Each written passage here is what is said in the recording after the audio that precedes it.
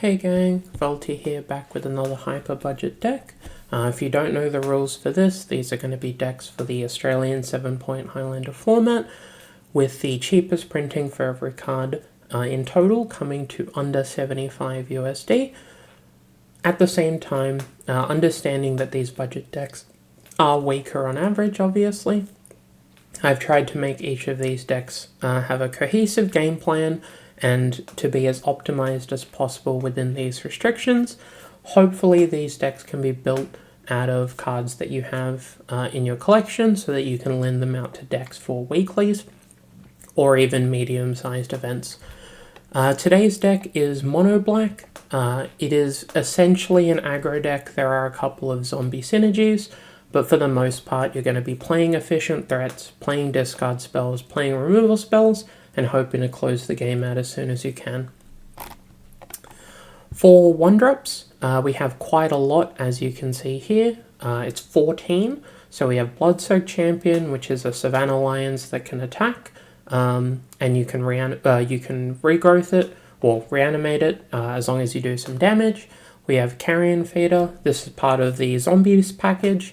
There are a couple of different ways you can recur your creatures, so you can make one really large Carrion Feeder. We have Champion of the Perished. This is Champion of the Perished, sorry. This is like Champion of the Perished, but for zombies instead.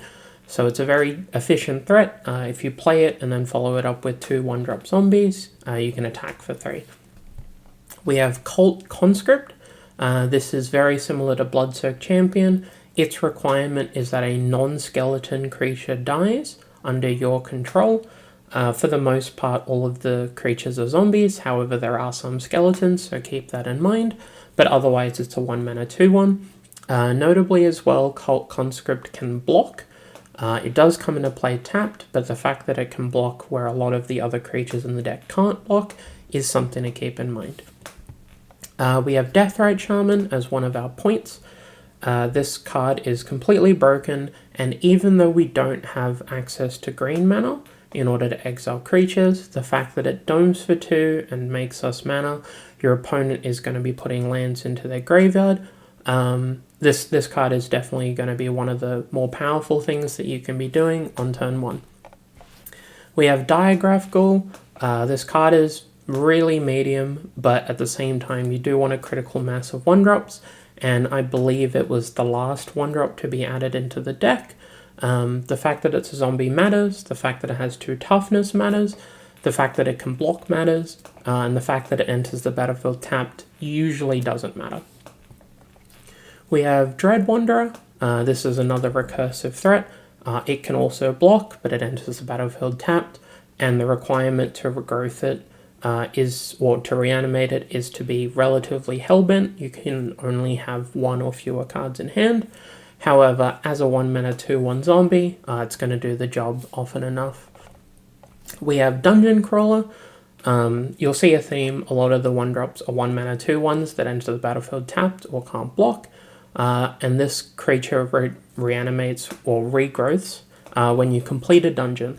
And we do actually have the ability to enter a dungeon and complete it, so a non-zero amount of the time you can actually get this back. We have Forsaken Miner. This is a skeleton, not a zombie. However, it is one of the best recursive threats that we have, because whenever you commit a crime, you can spend an extra black mana and it comes right back onto the battlefield. Notably, it doesn't come into play tapped. However, it can't block, so it's something to keep in mind there. But you know, if you decide to play a removal spell in your opponent's end step, you can get this back, and you can get it back multiple times in a turn. We have Gravecrawler. This card costs us $6. However, this is best in class. For a 1-mana, you get a 2/1, and you can cast it from your graveyard as long as you control a zombie. So in terms of actually being a recursive threat, it is the cheapest way to do this. It does require you to have another zombie in play, but it's best in class. It's very simple. There's a reason that I've forked out part of the budget for it, and it will single-handedly turn the tide of a lot of games. We have Gutter Bones. This is another skeleton, unfortunately. However, for 2 mana, it comes back to your hand, and it comes back if your opponent has lost life this turn. This is one of the weaker 1-drops, however, I think it just barely made the cut. We then have Iridescent Vine Lasher. If you play this on 1, you're going to be getting a couple of points of incidental damage, but really the main reason you would be playing it is when you've Offspringed, and you get multiple damage triggers per turn. Notably, this deck does have ways to make sure it hits all of its land drops, so you can get quite a lot of damage out if either of the copies stick, but we'll get to that in a moment. We then have Nested Shambler. If your Nested Shambler can get bigger, using the initiative for example, you can get more squirrels, but otherwise it's kind of just a recursive, a sticky threat, gives you a 1 mana 1/1 that when it dies gives you another 1/1. Does what it says on the tin. And then for the last 1-drop we have Stitcher Supplier. When it enters the battlefield or dies, you mill 3 cards. As long as you mill any of your recursive threats, you're getting more value than you would be out of any of the other 1 mana 1/1s that are available. It's notably a zombie, which helps, but otherwise it's kind of just the extra piece of engine that you want out of your 1-drop slots. For 2, we have Accursed Marauder. Because we have the ability to sack a non-token creature that we can buy back, this is usually just going to be a removal spell that gives us a body. It's a zombie, which matters, but otherwise it is just a card that you can be playing on curve. We have Bloodghast, which we are also spending $6 on. Bloodghast is very, very powerful. If you don't want to fork out for it, I would understand, especially because we don't have fetch lands.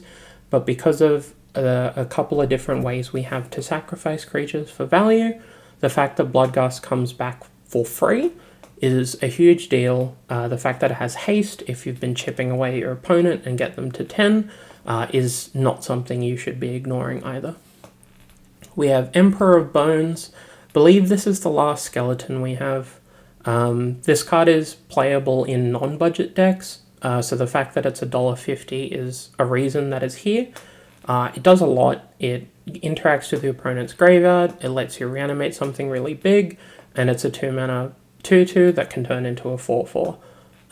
So pretty obvious inclusion there. We have Graph Reaver. So this is a card that most people haven't seen before. It's a 2 mana 3/3 with Exploit, which means when it ETBs, you can sacrifice a creature, and you get an additional effect. If you exploit a creature, you can blow up a Planeswalker, and at the beginning of your upkeep, it deals 1 damage to you. It's not going to be 0 times that you blow up a Planeswalker with this. It's not going to be very often. For the most part, it's a 2 mana 3/3 that can try to kill your opponent. There aren't that many very large creatures in black at 2 mana. If you want to replace this, that's fine, but otherwise it does give you a bit of interaction because sacrificing damage to attack a Planeswalker is not something you really want to be doing. We then have Knight of Dusk's Shadow. So for a 2 mana 2/2, it has Menace, and your opponent can't gain life, which is the relevant part of the card. Because we don't have actual reach, because we're in mono black, unless you want to play something like Bump in the Night, you're probably going to have to get all of your damage in with your creatures, and if your opponent starts to gain life and get out of reach, that can be a real problem for you. It's a reasonably statted creature. It can grow itself as a mana sink, but otherwise the 2 mana 2/2 with Menace with upside is a good enough deal. We then have Putrid Goblin. This is a really innocuous card for a 2 mana 2/2. When it dies, you get a 1/1 back. It gives you 2 zombies for Champion of the Perished. It gives you a couple of different things like a sticky threat for Gravecrawler, and being able to sacrifice it and keep something is a pretty big deal. Notably as well, it can block, which means that if your opponent has a large creature that they're trying to get in with, you get 2 chump blockers for 1 card. We then have Undead Augur as the last 2-drop. This has zombie synergy, obviously, and whenever it or another zombie you control dies, you draw a card and lose a life. Does what it says on the tin.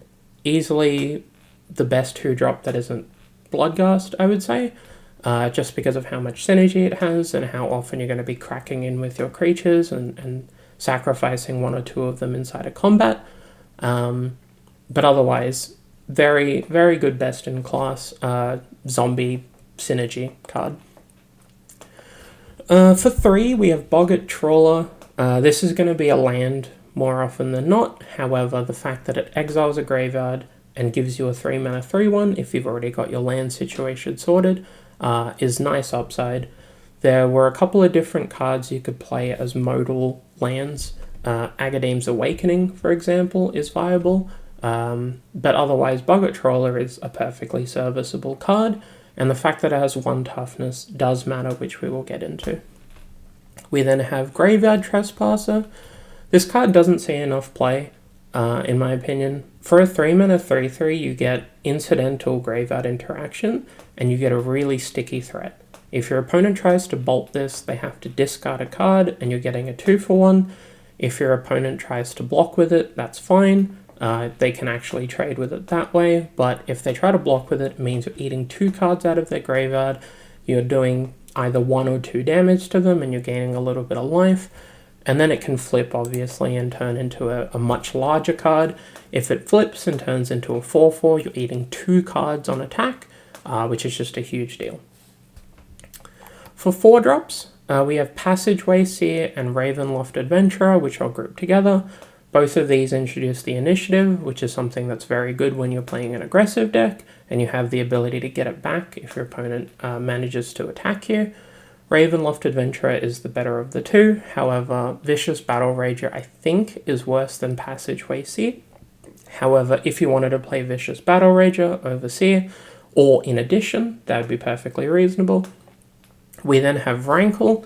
This card is really good for the most part. It does die to a Stiff Breeze, but it does have haste, which is something that you don't have access to much of in black, and it does interact with your opponent's hand, it refills your hand, and it interacts with their board. So Rankle is a perfect card for the top end. However, if you wanted to replace it with Vicious Battle Rager or a Planeswalker, you could do that too. We then have Spawn of Mayhem. Realistically, this is going to cost 3 most of the time, and for 3 mana you get Flying, Trample, 4/4. Huge amount of stats. At the beginning of your upkeep, it pings both players, and then if you have 10 or less life, it gets bigger. Not super relevant, but the fact that it gets the ping and it cracks in for 4 means it's doing 5 damage if you can untap with it. Otherwise, it's a 3-mana 4/4 with Flying and Trample that your opponent has to deal with. Every now and then, you're not going to be able to Spectacle it, and you're going to have to play it for 4 mana, but if that's the case, at the very least, it gives you a beefy card to try to close the game out. And lastly, for creatures, we have Troll. This is one of the other modal lands, and because we're playing Reanimate, it's kind of a no-brainer. It's going to be pretty rare that you spend 6 mana on it. However, if you do, it does end the game very, very quickly, so pretty simple inclusion. For spells, we have 5 discard spells, which are Dreadfuge, Dreams of Steel and Oil, Duress, Inquisition, and Thoughtseize. If you don't want to fork out the $7 for a Thoughtseize, that's fine, but the other 4 are all very cheap, and with the exception of Dreams and Steel and Oil, they're all quite good. There are a couple of other discard spells that you can play if you'd like. You can play Hymn to Turak or Grief if you've got those available to you. But otherwise, for $7, this suite of interactive spells is pretty good. And then we have Reanimate, which is one of our points. I would probably encourage you to fork out the $5 for a Reanimate, mainly because it's a very playable card in Highlander. If you're looking to build up your collection, it's a good thing to have, but it's also very, very good in this deck. For instance, we have some removal spells. We have a Fatal Push, a Go for the Throat, Fill the Profane, and Bitter Triumph. There are plenty of other removal spells you can play if they're within your budget or if you already own them. Dismember is fine, Snuff Out is fine. The reason that these were chosen is because they're cheap. and Fell the Profane is a modal spell. You can cut that if you'd like. And then we have a Village Rites, which is a nice little draw spell. The main reason to have Village Rites in the deck is not that it draws 2 cards, but that it protects your recursive threats from exile-based removal. So if your opponent is pointing a Swords to Plowshares at your Gravecrawler, yes, it's a 1-for-1, but now you can't return your Gravecrawler to put off your synergies. Village Rites protects it from that, and that's a huge deal, and that's the reason that it's in the deck. And then we have a Dark Ritual. It's cheap, it's good, it accelerates out. Even if you're playing a 2-drop and a 1-drop or 3 1-drops, you're going to be getting value out of your ritual. For artifacts, we have a Soul Ring. You can easily cut this. It's mainly there to fill out the points, but also the deck does go a little bit bigger. We have quite a lot of 4-drops and 3-drops that you can spend your colorless mana on, but it also helps you with your mana sink, and your primary mana sink here is Skull Clamp. So Skull Clamp is a pointed card that will basically end the game if you draw it against certain decks. So if your opponent is trying to trade with your creatures on a 1-for-1 basis, and you can clamp a Gravecrawler or a Bloodghast every turn, they're just going to be buried at some point. If they can blow up the clamp, it might be too late. If they can't blow it up, the game's over. For lands, we have a couple of MDFCs, but otherwise we've got some swamps, a Spymaster's Vault, which is $1 and very, very powerful, and a Bojuka Bug. There are plenty of other lands you can play if you have access to them, or if they're within your budget. So Cavern of Souls, for example, Agadeem's Awakening, Hive of the Eye Tyrant. But otherwise, these are the cheap and efficient lands that I've put in the deck. For a sideboard, we've got Cling to Dust as a bit of graveyard interaction and life gain. I've put Mind Twist in the sideboard, and I know this is going to be a bit weird to people because it's a point. However, I genuinely don't think this deck needs to be playing Mind Twist in the main deck because it has a very focused and aggressive plan. However, in post-board games, the games are going to stall out a bit more, and you're going to be able to cast a Mind Twist for 3 on 4 mana without losing too much tempo, or using a Dark Ritual or a Soul Ring to power it out. There are plenty of decks in the format that simply don't care about being Mind Twisted, and drawing a dead card like that in those matchups is why it's not in the main deck. We have a Nihil Spellbomb. It's another graveyard hate piece. We have Vexing Bulbul, which counters 0-drops. If your opponent is going to be casting Solitude, or if they're going to be casting Lion's Eye Diamond, Vexing Bulbul is perfectly fine. It can be replaced with a bunch of other things, but otherwise it's in the sideboard because it's cheap and it's efficient. We have a Kumbaj, this is a bit of a pet card. However, it's very cheap and it's very, very powerful at what it does. For 2 mana, you get a 1/3 that pings things, basically. Because your opponent gets to ping something as well, you need to be careful with when you activate it. However, the bulk of the creatures we have in the deck that have 1 toughness are recursive, and if you're activating it, it's probably destroying a mana dork like a Llanowar Elves, and you get a full card out of it. We then have a Damping Sphere. Because we don't have access to Blood Moon or Harbinger of the Seas or any of the other land hate cards, Damping Sphere is kind of what's left over. You could play a Winter Moon or a Winter Orb if you'd prefer, but honestly it's much of a muchness. We have Long Goodbye as a removal spell. Card is flexible, can't be countered, pretty good deal. Destroys creatures and planeswalkers. You won't be siding it in too often. However, if you expect your opponent to be playing a lot of creatures that have 3 or 4 toughness that to block your 2/1s, then having an extra bit of removal is nice. We have Misery Shadow. This is another threat. It's a grizzly bear that can grow bigger, and it has a niche upside. So if one of your opponent's creatures dies, it gets exiled, which stops them from fueling their graveyard quite as easily. But notably as well, it's a hate card for decks like Flash Hulk. So thinking on whether or not you want to play Misery Shadow, it could be replaced with a couple of other things. But it's nice to have a couple of threats that go a bit bigger post-board. We have Skyclave Shade. This is another recursive threat. It's basically a 2 mana 3/1 that can't block, and when you play a land, you can cast it from your graveyard. so it's kind of like a landfall Gravecrawler. Card is fine, very, very good against non-exile based removal, and if you kick it, which costs 5 mana total, so 3 colorless and 2 black, you get a 5/3 instead. So if you're doing that multiple times because you've hit your land drops with Skull Clamp and you have a Soul Ring in play, it's basically either unblockable or it's just going to abyss your opponent. We have a Turok, Dread Cantor. Card is pro white, card eats hands. Very good card. It's not super main deckable, however, if you want to put in the main deck, that's perfectly fine. But I like having access to it in the board. We have an Unlicensed Hearse as a last bit of graveyard hate. The fact that it can turn into a real threat, and it being an artifact makes it a little bit difficult to deal with, especially because you're not really expecting your mono black opponent to have artifacts. Hearse is good. We then have a Fairy Macabre. Card's fine. It's a pretty long-term staple graveyard hate card. The fact that it costs 0 mana and is uncounterable, because it's an activated ability from your hand, will come up. But otherwise it's a generically playable card. Sometimes you're going to cast it because you need a flyer. We then have an Ophiomancer. This is going to be for any of the creature-based initiative matchups. The fact that you can make a black Death Touch Snake on their turn in order to block with, and then on your turn you can clamp it, knowing that you'll get it back in your opponent's turn, is a huge deal. It's not really main deckable just because it's only really good in the creature matchups, but I did want to include it. We then have Custody Lich. This is a weird card. It's a pretty common cube card, which might be where you've seen it. When it comes into play, you become the monarch, and when you become the monarch, your opponent sacrifices a creature. So it's basically a removal spell on the turn that you play it as an edict.